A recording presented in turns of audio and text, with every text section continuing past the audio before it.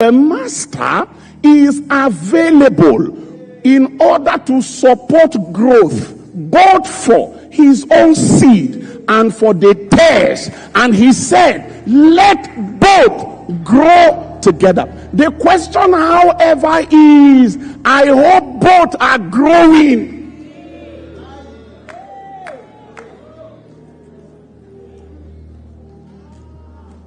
Because those of you that are hoping and thinking that God will exterminate the tares, the sentence of his majesty is let both grow. Grow, make I grow. This thing now, the day belongs to the person that grew the most. Who is going to take the day?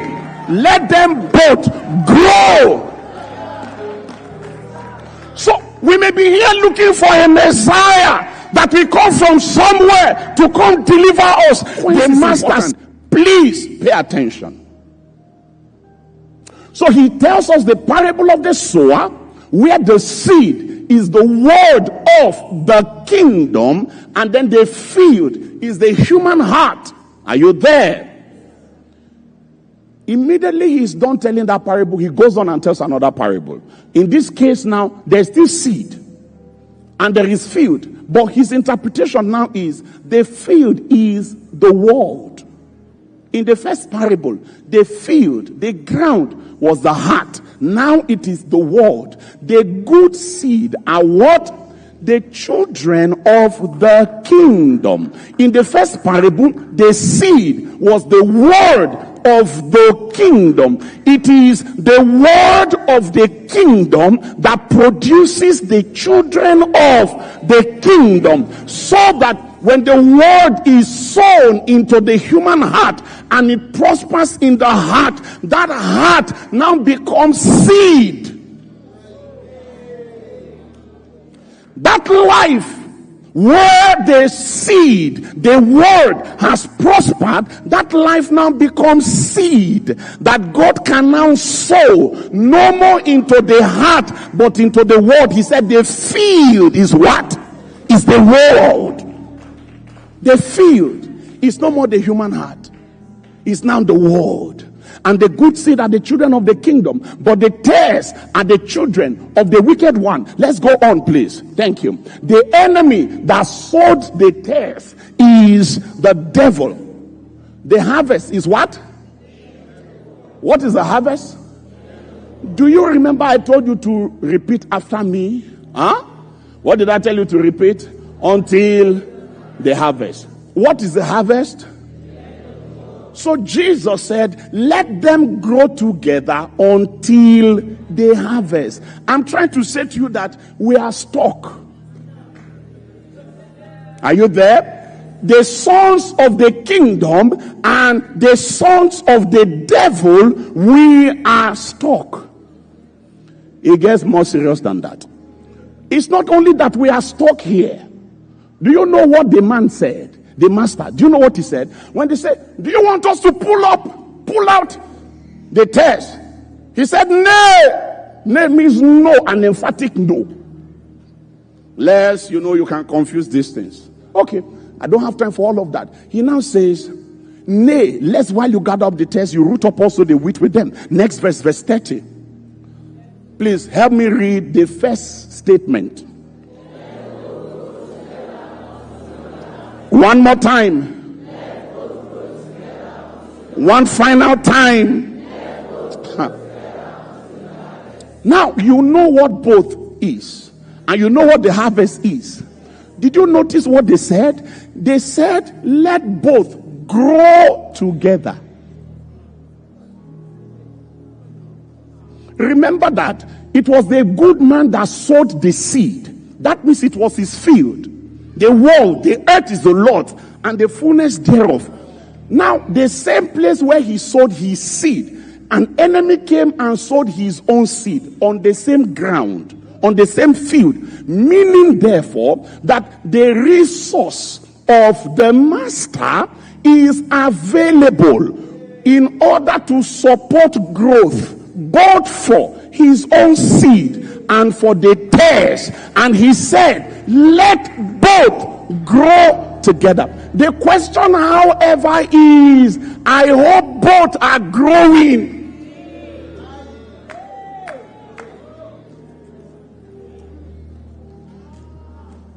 Because those of you that are hoping and thinking that God will exterminate the tares, the sentence of his majesty is let both grow. Grow, make I grow. This thing now, the day belongs to the person that grew the most. Who is going to take the day? Let them both grow. So we may be here looking for a Messiah that will come from somewhere to come deliver us. The master said, let both do what? Grow. If you are hoping that false prophet will fade out completely so that you can do purity ministry in peace, it will not happen until what? The harvest. And what is the harvest? The end of the world.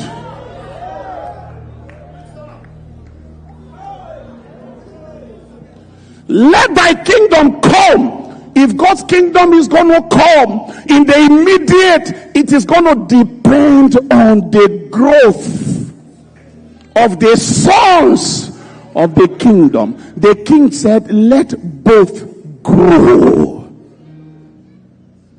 And many times it has looked to me that the sons of this world, they are wiser in their own generation than the sons of the kingdom. I'm talking to you about resource, in case you don't get it. The stairs is on the ground, on the field. Beside it is the wheat. Both of them are drawing from the same resource. Now, for the man to say let both grow together means that the field does not have a resource problem.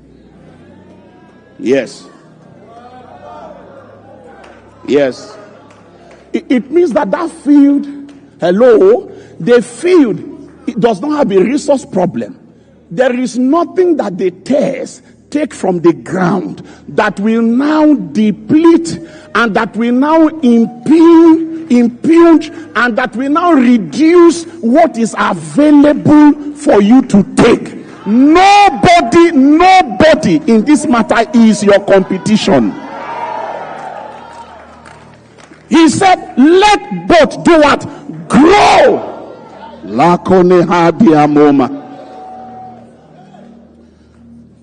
Instead of envy and jealousy, if you invested more time in growth,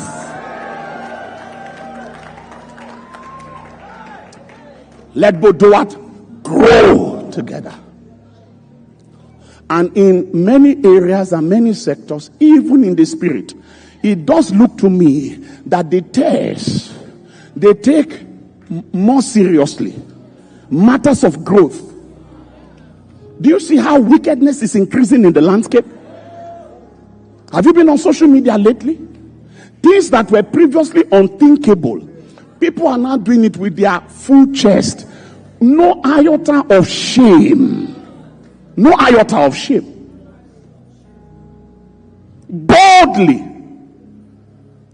And I'm not even talking about the resource that we are all using in that regard. All of us are on the internet. You know, when COVID happened, there were a few people in this world that could have stopped most of us church people from being able to have our meetings. A few people in this world. The owners of Google owned YouTube. Are you there? Meta owned Facebook, Instagram, and that ecosystem.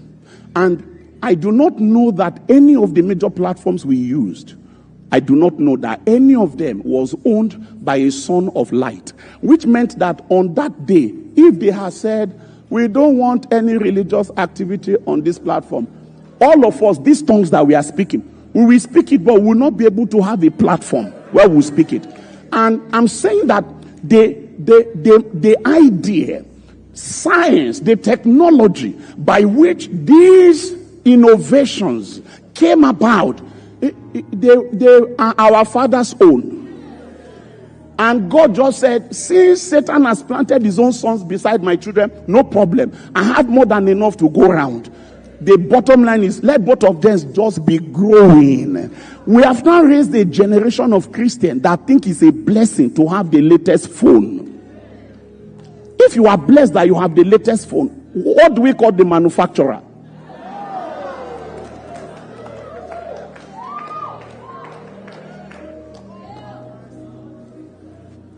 What am I talking about? Let them do what? Grow together. If we are going to say thy kingdom come, if we are going to see God's kingdom, if it is his kingdom that will come in the here and now, the eschatological kingdom is guaranteed. Are you there?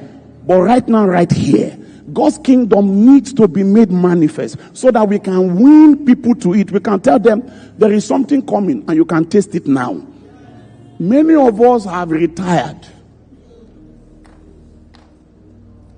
Some of us have taken a sideline. We have taken a side seat. And then we are just watching the world passing us by. You know, it is, hello? And I'm not just talking to you about spiritual realm. It's very important in the realm of the spirit. The battle for the soul of our generation is raging. And there is a huge battle that is raging on different platforms. Some of it is on the ground. Some of it is online. The days of saying online is not real life, those days have passed. In case you have not found out. People have gone from what happened online to having massive consequences on the ground. The days of saying online is not real life, I'm not sure it's a wise thing to say anymore. Are you there? There are people who have multi-million companies that literally have nothing on the ground. Nobody knows where they are operating from. Everything, as you call it, is where? Online. The days of saying, you know, online is not real life, those days are gone. I'm just simply saying that there are different grounds, different fields, and there are resources everywhere. I don't have time. But the fathers and the forebearers of this faith that went ahead of us, they were not slackers. They took spaces everywhere. It was the church largely that grew the medical industry, if you want to call it an industry. Hospital, hospices, pharmacy, nursing, midwifery. We were at the bottom of it. The church was at the foundation of modern technology and science. The church was at the bottom of modern university. I always challenge people. That's why all the academic or ceremonial gowns you use, it looks like the gowns they use in church. In the Catholic Church, the Anglican Church. Why do you think those gowns look so alike? Because the people who ran the churches were the ones who ran the universities. We were at the bottom of it. And then gradually, we told everybody to come. We say we want to have a level playing field. Let it be a matter of a marketplace of ideas. Bring your ideas, because we are not afraid, because we have the truth. So we are not afraid. Whatever it is you have had, bring it to the marketplace. Let's argue it out. And the church opened the door. And secularism started coming. And then at some point, we bought into an anti-intellectual mindset. And we took a back seat. And now the secularists are now the ones deciding whether we can have a space at the table or not. A table that we built. Because there was a disconnect at some place. And what I'm trying to explain to you is that it is not surprising. Abba said, let them both do what? Grow. The fact that you stop growing does not mean that the test is taking a cue from you. Let them do what? Let them grow together.